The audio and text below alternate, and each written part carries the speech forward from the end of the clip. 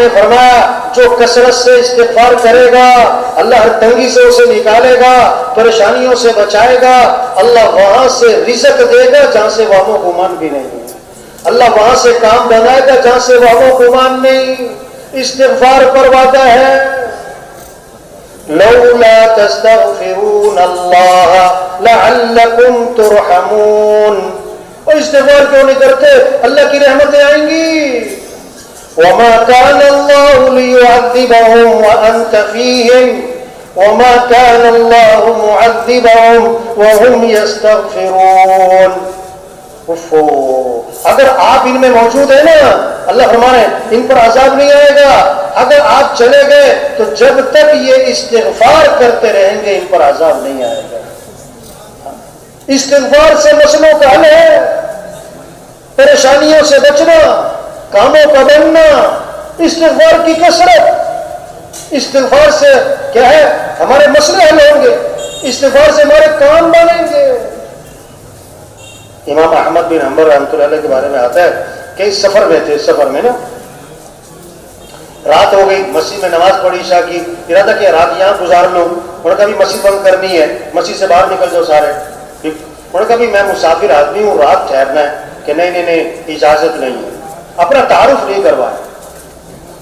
ایک آدمی وہ سن رہا تھا، اس نے کہا بھی یہ کوئی بڑے بزرگ آدمی لگتے ہیں، اب میرے ساتھ چلو، اب میرے گھر میں رہ جاؤ، ساتھ لے گیا۔ اب وہ آٹا گوند روٹیاں پکاتا تھا، وہ تندور کا کام، آٹا گوند رہا ہے، استغفر اللہ استغفر اللہ، روٹی پکا رہا ہے، استغفر اللہ، لیٹ رہا ہے، استغفر اللہ، اٹھ رہا ہے، استغفر اللہ استغفر اللہ، بڑی استغفار۔ امام صاحب بڑے حیران، یہ اتنا استغفار کرتا ہے؟ اس کو پوچھا بھائی تم بڑا استغفار کرتے ہو، کیا فائدہ ہے اس کا؟ انہوں نے کہا جی میرے بڑے مسائل تھے، جب سے میں نے استغفار کی کثرت کی ہے اللہ نے میرے مسئلے حل کر دیے، اور میں جو اللہ سے مانگتا ہوں اللہ میری دعا قبول کر لیتا ہے۔ بس ایک دعا رہ گئی ہے، ایک دعا ابھی تک قبول نہیں ہوئی، باقی میری ساری دعائیں قبول ہو گئی، جو مانگ تو مل جاتا ہے۔ ایک دعا نہیں ہوئی، وہ کون سی دعا جو قبول نہیں ہوئی؟ کہ میں نے ایک نام سنا ہے امام احمد بن حنبل، کوئی بڑے بزرگ آدمی ہے، میں نے اللہ سے دعا مانگی ہے کہ اللہ میری کبھی ان سے ملاقات تو کروا دے، بس یہ دعا رہ گئی ہے، باقی ساری قبول ہو گئے۔ انہوں نے کہا اللہ کے بندے تیری وہ دعا بھی قبول ہو گئی، میں جو تیرے سامنے بیٹھا ہوں احمد بن حنبل ہی بیٹھا ہوں، اور مجھے لگتا ہے تیرا استغفار ہی مجھے کھینچ کے لایا ہے۔ عقل سے نہیں مسئلے حل ہوتے، ذہانت چالاکی ہوشیاریوں سے نہیں ہوتے، اللہ کو ساتھ لینا ہے۔ جیسے کسی کا مسئلہ پھنسا ہوتا ہے نا کہ جی فلاں وزیر صاحب کو بیچ میں ڈالو، کہ فلاں آئی جی صاحب کو بیچ میں ڈالو، کہ فلاں صدر صاحب کو بیچ میں ڈالو۔ تبلیغ پتہ کیا کہہ رہے ہیں؟ اے دنیا کے انسانوں، اپنے مسائل کے حل کے لیے اللہ کو بیچ میں ڈالو، اللہ کو ساتھ لیں۔ کیسے؟ کہ حضرت محمد صلی اللہ علیہ وسلم والے اعمال پر آئیں۔ یہ قرآن مسئلوں کا حل ہے، قرآن مسئلوں کا حل ہے، پڑھنا مبارک، یاد کرنا مبارک، لیکن قرآن مسئلوں کا حل ہے، کاموں کا بننا اسی میں تو چھپا ہوا ہے۔ بوڑھی اماں دیہات کی رہنے والی، بیٹا پڑھ لکھ گیا، باہر ملک چلا گیا، اب وہاں سے وہ چیک بھیجے اماں کے لیے، ایک چیک آیا، دوسرا آیا، اب وہ چیک لے، اسے پڑھنا وڑھنا تو آتا کوئی نہیں، اس کو چومے اور اس کو چاٹے سنبھال کے رکھ دے، اگلا چیک آیا، چومے چاٹے سنبھال کے رکھ دے۔ اب جناب کئی سارے چیک گھر میں کھانے کو نہیں ہے، فاقے پڑے ہوئے ہیں، دوائی کے پیسے نہیں ہیں، مسائل بنے ہوئے ہیں، اور چیک پہ چیک جمع ہو رہے ہیں۔ اب اس چیک سے فائدہ کیوں نہیں اٹھا رہی؟ اسے پتہ ہی نہیں اس میں ہے کیا۔ حاجب تب کا جو قرآن کو چومتا بھی ہے اور قرآن کو رکھتا بھی ہے، اور قرآن بہت اچھی بات ہے قرآن، لیکن قرآن کو سمجھتا، قرآن مسئلوں کا حل ہے۔ بیٹے نے ابا نے خط لکھا، بیٹا میں واپس آ رہا ہوں سفر سے، اتنے بجے رات کو پہنچوں گا ایئرپورٹ، مجھے ایئرپورٹ سے آ کر لے لینا، رات کا وقت ہوگا، اگر نہ آئے تو بڑا مسئلہ بن جائے گا۔ اب بیٹے کے پاس خط آیا، اس نے اس کو چوما اور اس کو باتیں سے لگایا اور اس کو پڑھا اور سینے سے لگایا اور سنبھال کے لپیٹ کے رکھ دیا، ایئرپورٹ لینے نہیں گیا۔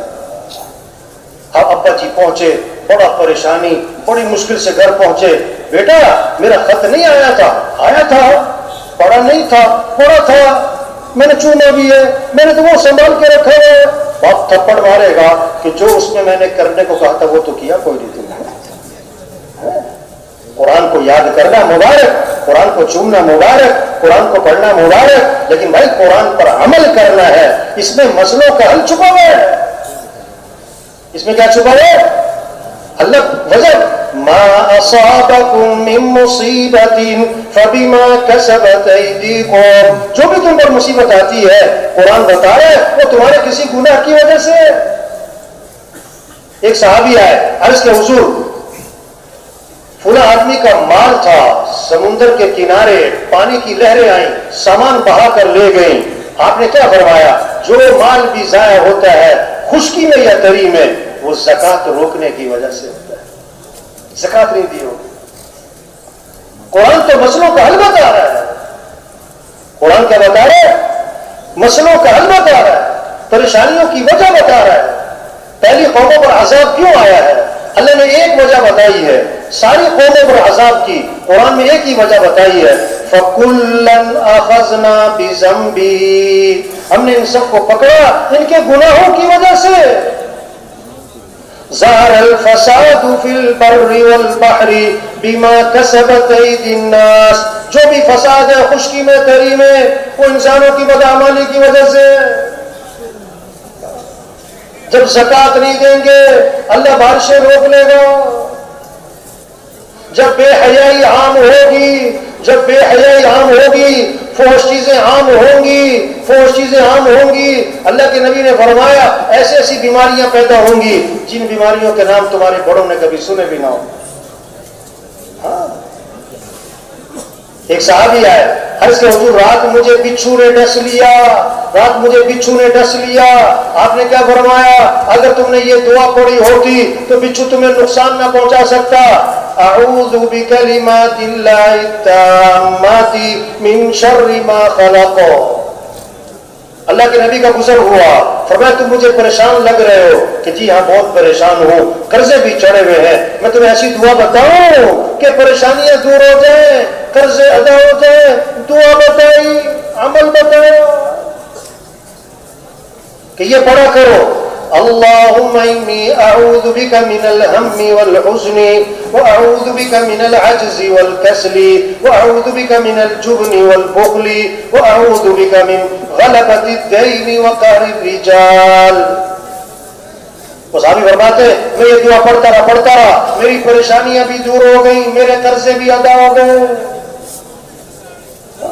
تبلیغ میں یہ محنت ہے بھائی، یہ اجتماع اس لیے، یہ کوئی میلہ نہیں ہے، یہ کوئی صرف برکت کی چیز نہیں ہے، برکت بھی ہے اس میں کوئی شک نہیں، ثواب بھی ہے اس میں کوئی شک نہیں، اصل چیز کیا ہے؟ بات کو سمجھنا ہے، بات کو سمجھانا ہے، اپنی زندگی کا رخ صحیح کرنا ہے، اپنی حیثیت کو پہچاننا ہے، اپنی ذمہ داری کو پہچاننا ہے۔ ہم مسلمان ہیں، ہم اللہ کو ماننے والے ہیں، ہمیں اللہ کی ماننی ہے، ہم حضرت محمد صلی اللہ علیہ وسلم کے امتی ہیں، آپ کے بعد کوئی نبی نہیں ہے۔ ہمیں کیا کرنا ہے؟ ہمیں دین کی محنت کرنی ہے، دکان بعد میں، دین کا کام پہلے ہے، دفتر بعد میں، دین کا کام پہلے ہے۔ ہمیں پہلے یہ محنت کرنی ہے، اسلام چمک جائے، اسلام چمک جائے، اللہ کا کلمہ بلند ہو جائے۔